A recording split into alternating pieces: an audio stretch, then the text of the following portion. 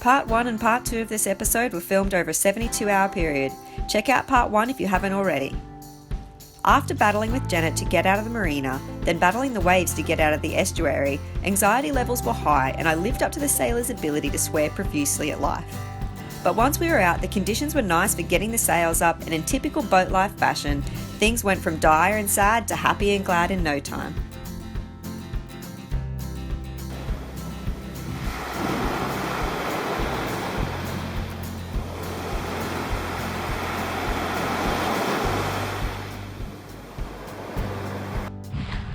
Alright, filming up here is always more scary in the waves when we go woo.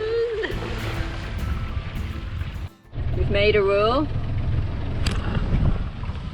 having a cup of tea and coffee each before we turn Janet off. Because what happens is we turn her off as soon as we're sailing because we're excited and we're like, yeah, we're sailing! And then within a few minutes the wind direction changes, which could happen anyway, but at least this way we can sit on it. In the middle of drinking your coffee. Exactly. So, how far through your coffee are you? Almost done. Almost done. Yeah, still some there. And the wind seems to be changing direction. We're wondering whether this storm in front of us is about to start pushing wind back on us. You can see the sails are almost flapping occasionally. We had the wind coming from this direction before, and now it's slowly rounding in front of us. So Janet's staying on for now. We also do recognize that in theory you can turn your engine off and then start it immediately again. Yeah, so like we know in theory we could just even if we're only sailing 10 minutes, we could turn the engine off. But I still don't trust Janet 100%, so I get really nervous unless the conditions are really nice to just turn her off, because then when the wind all changes directions and the sails are blowing back on themselves and then she won't start immediately. Yeah, in theory she's fixed, but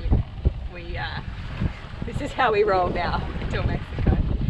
And you can probably also see where that this crazy weather going through the papagayos especially has had on the sails. They're old and tatty and starting to rip along the edge, that little sun protection bit. The sail itself is holding up, but yeah.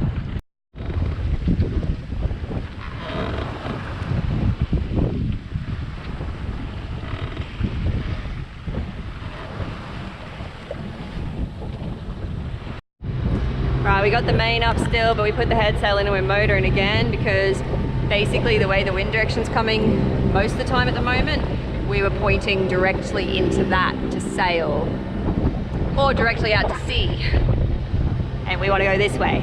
So we've opted to basically motor sail, and what we're going to try and do is basically just skirt the edge of this storm and avoid this real nasty section in here. That is the plan, provided the storm doesn't this way. But I think it's staying along the land. And the wind, just after I filmed that, completely changed directions. We just switched the boom to the other side, instantaneously. I don't know if you, yeah.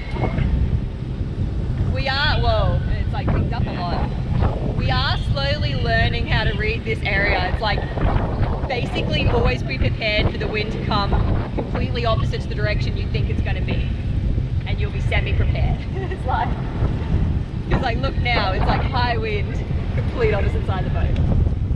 And that was in a 5 minute, we've just finished our tea and coffee. We took the yeah. at the exact right time. Any longer, god damn it. Yeah, the head sail would have been hard to get in. We predicted that well. Which I'd like to think is our skill level improving. That's what I think. Skies are clearing up ahead.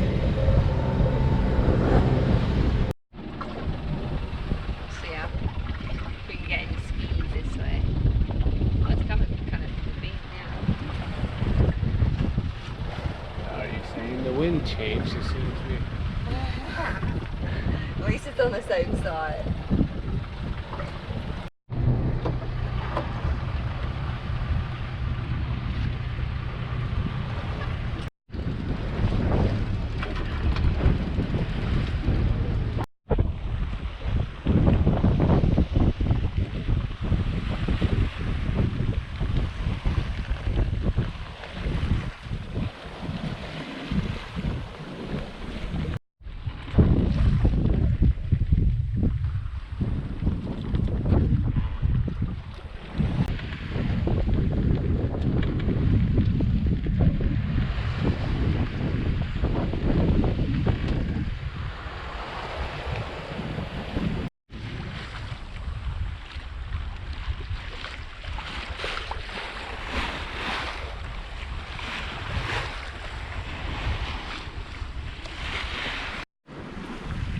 In there is the Bay of Funesca.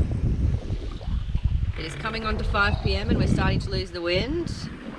Recaffeinating. And we've been sailing the entire day, basically. Other than just getting out of like that hairy part where the waves were trying to like break onto the boat is what it felt like. Like I felt like we were going to be surfing backwards. Yeah, duck dive the boat. I can't duck dive a longboard, but I can duck dive a boat. Yeah, so it's been a nice day sailing. We haven't been going super fast. It's been like kind of 3 to 4 knots most of the time. The wind, obviously we were reefed earlier, we're going a bit faster then, but since we've put the full sails up, it's just been kind of calm and steady and nice, and it's overcast, so it's not been very hot. It's been a nice day, yeah. That's nice, not getting the sun, just smashing your head all day. Exactly, yeah. As you can see, in the marina for the week. Yeah, we're really losing the sails though. Well, losing the wind. Sails are still attached. Just.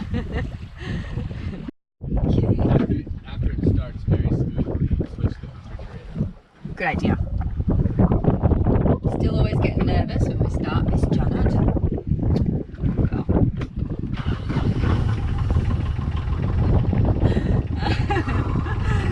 Deep breath up here. Sigh of relief. Probably never seen 2 sailors so happy to start an engine. Otherwise, that'd be a really long Sailing day. into the Bay of Funesca at 2 knots with 30 nautical miles to Going go. backwards.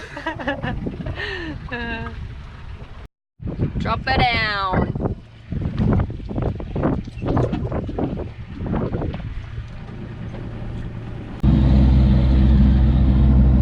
Alright, we are in the Bay of Funesca. It's about coming on to like 8 p.m. We've still got a couple of hours to go to get to Isla Tigre. There is an island of El Salvador a bit closer, but apparently they're pretty testy, the Navy there, about your anchoring, so I don't know, we might probably just keep going. Autopilot is not working, so we've just got the old autopilot that I'm pushing side to side so I don't have to steer the whole way. But yeah, we're going to have something to eat and hopefully anchor up safe in a couple of hours and then check in and do everything tomorrow. So yeah, almost there, we're on the home stretch. It's been a long day.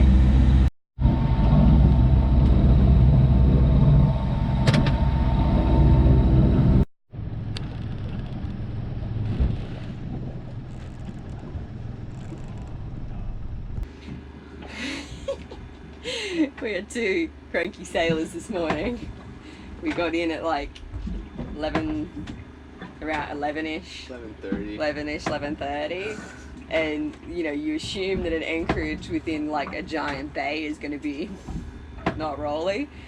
And there's hardly any swell, but we are just facing like so sideways to it for the current that Chuffed is just like rolling like a maniac all night. We're trying to have a cup of tea and coffee and we're just like boom, boom, boom. It's been a rude awakening of marina life once again. Anyway, we're going to move anchorage soon and we'll show you upstairs, but it's raining. Ah, it stopped. We'll see. Quick, drink all the coffee. It's so hot. Oh, man. Oh, maybe we're facing a bit of... No, it's just a momentary respite. And then we're going to get comfortable and then it's going to fucking just swing us around. Anyway, boat life at its best. This is where we anchored for the night. Looks a lot calmer on the other side of the island, but we just went for the marked anchorage. This is the mountain of Isla del Tigre. It was a volcano. And yeah, we're a bit open to the sideways swell as we just got knocked then. All right, we're lifting anchor and going. Let's do it. Oh. My bruises had finally started to heal, and now, after being in the rolling, they're all coming back again.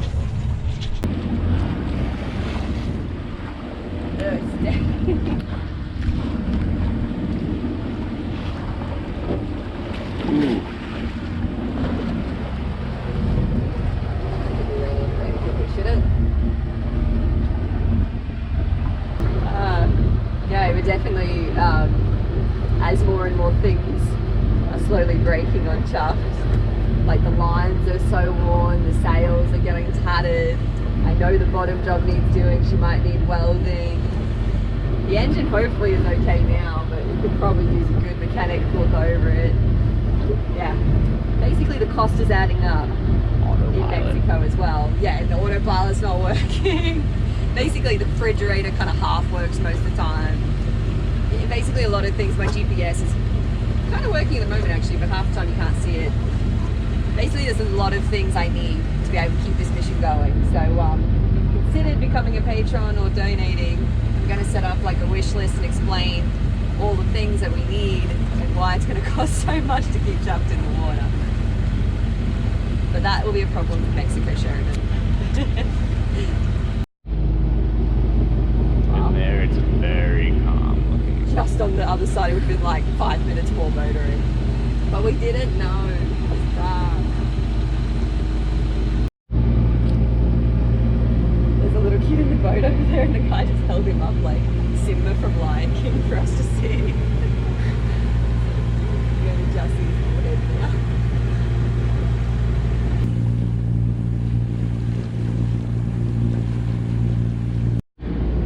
Artisanal fishing fleet. No motors. So the next marked anchorage is kind of almost here essentially.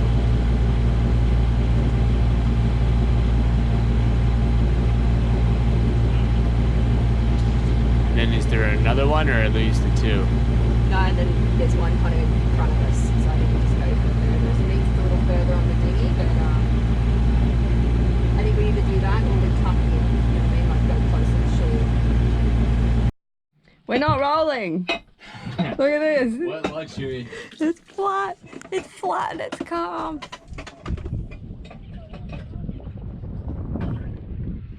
And we got to head into shore to check in soon. We're going to have some breakfast first. But this place looks, yeah, really pretty, and the anchorage is calm, and we're just like sitting like pretty and smooth, and yeah, I'm excited to have a couple of days here exploring. I think I would be a tiny bit nervous having my car on that.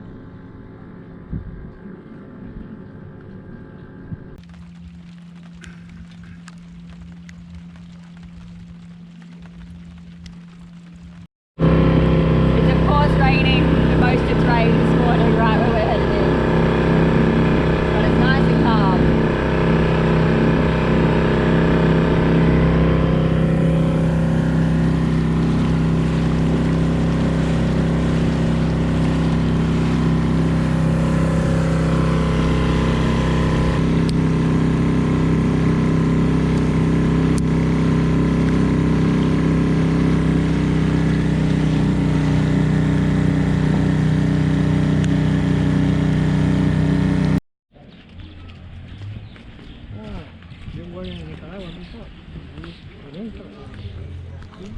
Okay, my name is Bob, and I want to let you know, you see, that this island has a nice history. Mm-hmm.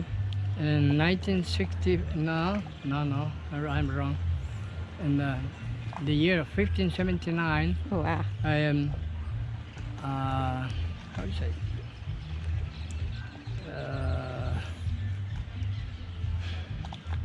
Okay, I will remember. We can walk and talk. Because The they camera haven't makes it received harder. The name of this pirate, from England, Oh, Drake? Francis Drake. yes, Drake, yes. yeah. Francis Drake came here in that date. Ah, okay. Amapala was his refuge here. And he I repaired remember. his broken boat, you see, Ah, because in that time there were here in the island only tribes, only Indians, Okay. you see. And he anchored on the west, Long Beach, Playa Grande, Playa Negra, yep. and he was the king over there, you see. Oh wow. So, but he, you know, he gets some good lumber from here see, to repair the boat. He was for many years here. Oh wow. And he made, you see, the Indian run away from here. Ah, yeah. Because he had a lot of pirate marines, Mm-hmm. you see. they use a rifle or guns or something like that, and the Indians they had to leave the island alone. You see. Ah, Yeah. yeah. And that's why you see a lot of Tiger Island received the name. Okay. That's very beautiful. But in playground there Uh-huh. on the beach, he hide Treasure. hid Yeah. the treasure over there. Ah. Mermaid cave. Yeah. Well, we should go look. It's still there. Ah, yeah. And there's looks like there's fruit down here. I see apples.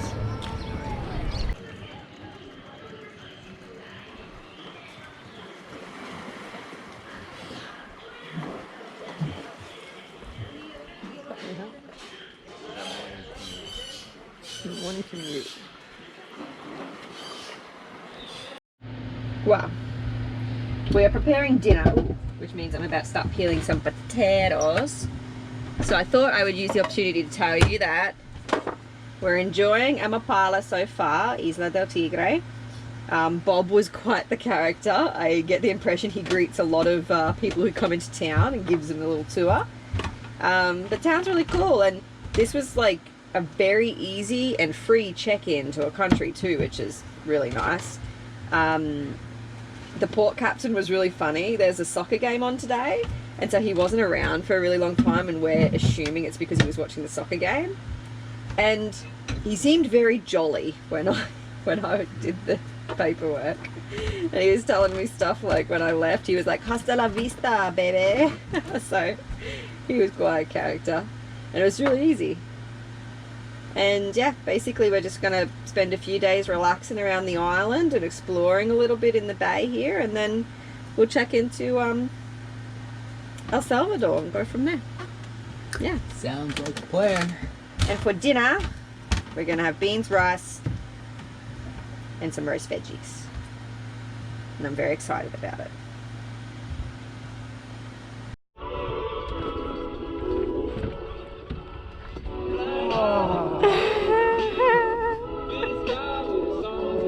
Maybe I'll keep that in there.